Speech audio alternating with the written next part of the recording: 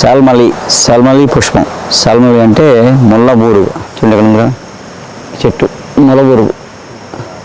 దీని వయసు ఒక 100 సంవత్సరాలు ఉంటుంది.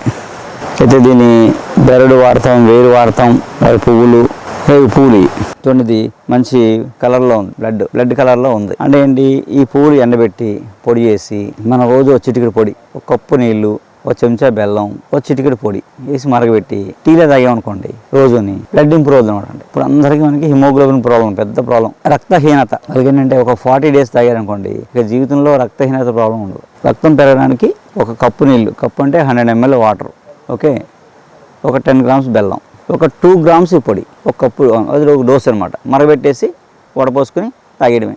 చాలా టేస్టీగా ఉంటుంది. ఇంకా కావాలంటే ఒక నిమ్మరసం వేసుకోవచ్చు, అది ఇంకా మంచిది, చాలా టేస్టీగా ఉంటుంది. బ్లడ్ ఇంప్రూవ్ అవుతుంది, ఇమ్యూనిటీ పెరుగుతుంది. ఇన్ని ఉపయోగాలు ఉన్నాయి. బ్లడ్ ఇంప్రూవ్మెంట్కి దీన్ని వాడతాం.